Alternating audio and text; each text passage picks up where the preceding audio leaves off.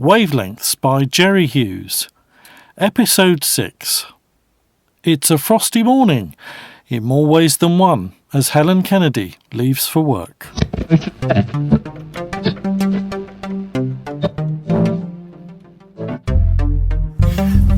just off? What do you think? Don't sound so cheerful about it. Oh, come on, Neil, what do you expect? The excitement of driving off to work and doing the job I've loved for years has suddenly gone down the drain. I dare say the new boss has got something to do with it. Don't worry, I won't continue to bore you with my rants about Lisa Childs, Dutton.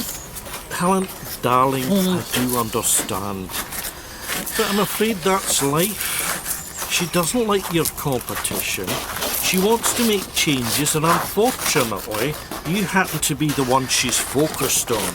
You don't mean to tell me that you're all that happy about me having to get up at the crack of dawn to go off and present some Saturday breakfast show. This time of year it'll be horrendous. You could always leave. And make people think I just give up? No way. No, I want to uncover some dirt about that woman first, before I get any thoughts about leaving. Oh dear, now that just comes across as bitter. I am not bitter, Neil.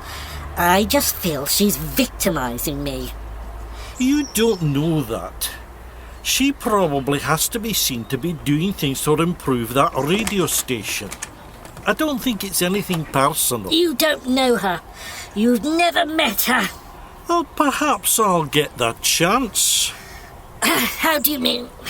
Well, we've got our annual Christmas soiree up and coming here. Why not invite she and her husband? Kill her with kindness. Invite her, them, to our Christmas party? Here? Aye, why not? Can't do any harm. After all, you usually invite the likes of Mark Foster and a few others from that place. Apart from which, it might look a bit odd if you leave her out. Do you know, darling, that's not a bad idea. Clever old thing. Kill her with kindness. Yes, perfect. Look, go safely. I heard on the radio earlier that there's black ice around. In fact, I think it was your new boss's husband that did the report. Have a good day, darling. See you later. And the same to you, my sweet. But do mind that black ice. Ah, there you are. Did you get my voicemail? I certainly did. But you didn't answer it. I did intend to, but only after giving it some more thought. And? And I think, Mark, you should have checked with me before blurting things out to her. It was not intentional. I seriously thought you'd already spoken to Helen and told her your plans to move her to the Saturday breakfast show. You've had enough meetings with her this past few days. Okay. Maybe I should have told her sooner. Or maybe we should both have told her at the same time. But Mark, the damage is done. Whoever's fault it may be, we all know that Helen Kennedy is going to come through that door any minute now, and the atmosphere in this newsroom is going to be very tense. You can bet your life on it. As I say, the damage is done, so we just have to go with it. Make no mistake, though, she is going to have to like it or lump it. Helen is no more exempt from her contract of employment here than the rest of us. And speak of the devil. Good morning. And I see one at that. You can say that again. Lisa, how are you? Oh, fine, I guess. Yeah, good morning to you, Helen. And good morning, Mark. Helen, you're looking and sounding very cheery, I must say. Well, it's that time of the year, isn't it? Goodwill to all men. And women, of course. Hi, Mum. Can I come in? Kevin. Hello, love. Oh, what a surprise. Well, I took on board what you said to me on the phone the other day and thought, be good to come over and see you. Oh, come here. You staying for lunch? Want a coffee? There's plenty in the machine. Yeah, go on. What are you cooking? Sausages, which just happens to be one of your favourites. Right. Well, I might be persuaded then. Good. Now there's plenty to go round.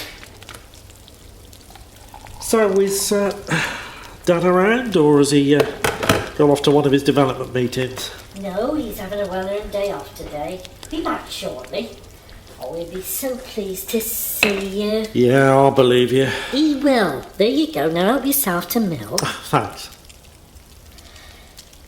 Right, well, come on then. Tell me all about your new job at the radio station. We will hear you on the air, won't we? Yes, yeah, I'll be a journalist, a reporter, just like now. Instead of in the paper, it'll be on the radio. Oh, I can't wait to hear you. Whose fancy car is that out in the yard? Oh, Lionel, we got a visitor. Hello, Dad. We're Kevin. My word, you're a sight for sore eyes. And a lovely surprise, dear. I'll just pop to the loo, and I'll be with you. Dinner ready? Helen, I've called you in because I owe you an apology. Oh, really? I understand that Mark Foster told you of my plans to take you off the PM show and place you in the Saturday breakfast slot instead. That's right. It was obvious to me that Mark wasn't aware that you hadn't had the decency to tell me earlier. Well, in defence of myself, it was all barely off the planning sheet when you found out about it. Whether or not, a bit of communication around this place is always appreciated, especially when it comes to your second-in-command not being fully involved. Okay, so please accept my apology. Very well. Accepted. So, when does this all happen? 2 weeks' time. 2 weeks? Good grief. That's a bit soon. New Year seemed a good time to implement it. That's when Wayne will be taking over. Wayne? Yeah, my husband Wayne. Ah. He's coming here from traffic info. I see. So I'd like him to sit in on PM with you from, say, tomorrow afternoon, in order to shadow. But how much do you actually know about Councillor Newbury? Well, that he's head of planning at Westonfield City Council, that his wife runs the Fish and Fowl restaurant just along from your studios. Want any more potatoes, Kevin? Oh, no thanks. Lionel? Oh, yeah, I'll have a couple, please, Janet. They're not actually my studios as yet, not until next week. So why all this questioning then when it comes to Maurice Newbury? Well, there are all sorts of rumours about him being involved with dodgy deals. And of course, you newshounds are always ready to dish the dirt, aren't you? I only ever report the truth, Dad. Westonfield is one of the areas recognised as needing more housing. I need to make a living, and this Eastern development's a brilliant contract for us. And it'll put you right in the long run, love. If it doesn't go all belly up first. All right.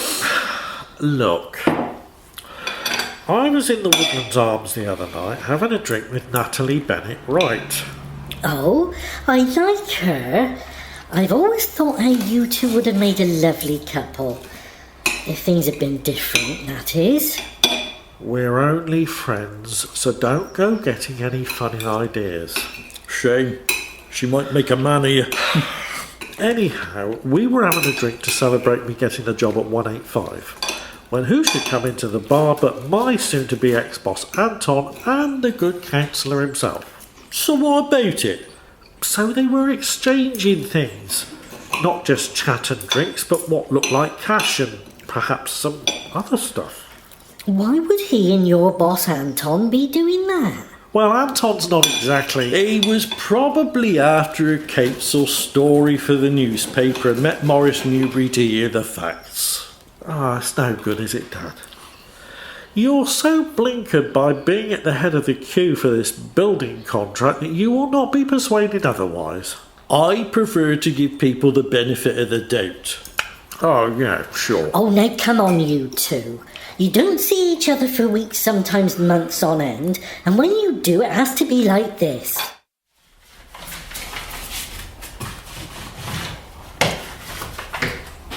How's it going, David? Oh, slowly, Miss Moxon. Your ceilings are high and your walls are long. Oh, but I do like the colour. It's a sort of a sage, isn't it? Yeah, it covers well. Mind you, I've noticed that rather a lot of your plaster coving's in dire need of attention. It's like me, very old. I make no comment. Yeah, I'm afraid it's beyond me. You'll need a professional in to do it. There's a danger of it crumbling and falling. That plaster's heavy, so it could be very dodgy. I take the point. You can't just paint over it or put a bit of glue on it to make it more secure, I suppose. Oh, I'm afraid it don't work like that. Oh, dear me. More I expensive. wish I could help, but I really can't. Oh, by the way, you had a visitor earlier who seemed very anxious to get your attention, judging by the way he was bashing hell out of your front door knocker. Oh? You didn't answer it? I just kept myself to myself.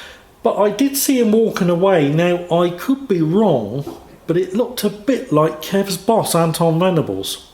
Or at least he will be until tomorrow, which is Kev's last day. Stand it, son. That's right. Oh, right. Well, no doubt he'll be back if it's that important. Probably looking for his father and thought he might be here. Yeah, perhaps. Now, where did I put them? Any idea where Jill is, Helen? I think she's doing a pre-rec in Studio 2 for this morning's show, Oh, Ben. thanks. Oh, while you're here, I've got one for you and Jill. Is this an early Christmas present? Not really, but sort of. A personal invitation to you both to our annual Christmas party at Ham Lane Farm. All right, sounds awesome. Do we bring a bottle or anything? Certainly not. It's our party and we supply everything. All we expect of our guests is that they come and enjoy themselves, which they usually Okay, do. Lisa. Thanks for letting me know. Cheers. Good timing, Mark, and one for you. Oh, well, thanks, Helen. I'll give this to Jill. Oh, great, thanks, Ben. Oh, the annual festive soiree at Ham Lane Farm, Great Woodbury. I've been looking forward to it. Oh, good. And if you want to bring somebody... Such as who? My ex-wife, for example? That, my dear Mark, is entirely up to you. No, I didn't know whether you might have someone new in tow. Helen Kennedy, there is absolutely no need for you to fish. If there were somebody, you'd probably be one of the first to know. Hi. Oh, morning, Wayne. Your first day, eh? Welcome aboard. You look well wrapped up for the winter weather. Oh, it's absolutely bitter out there. I bet there are loads of road problems this morning, so I'm very glad I don't have to report them on air anymore. Morning, Helen, isn't it? How astute of you. Good morning to you, Wayne. Look, I can't say too much, as Anton's ears look like they're flapping. You say you told your dad about what we saw in the Woodlands Arms the other evening? Yeah, but typically it fell on deaf ears. Well, let's face it, Kev, your dad's company stands to make a lot of this development gets the go-ahead. As he and my mum were very quick to point out. So what do you intend to do next? Some more delving once you start your new job at 185? Well, I don't intend to let things rest. I don't trust Anton any more than I trust Morris Newbury. And I'm beginning to suspect my own father. Oh, that's bad. Perhaps then you and I should collaborate on this and regularly compare notes. Me from this end and you from the radio station. Yeah, good idea. We're going to have to work out some sort of strategy. If Anton gets wind of this, it could make things very difficult for you. Oh, I can look after myself. Anyhow, Kev, it'll be great to keep in regular touch with you and still to work with you, even unofficially. Yeah, well, same here.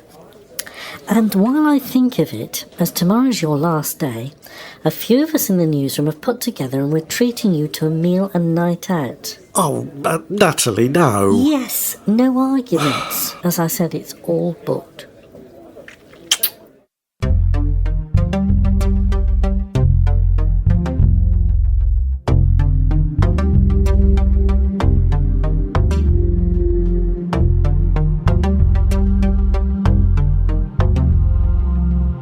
Wavelengths is written and performed by Jerry Hughes.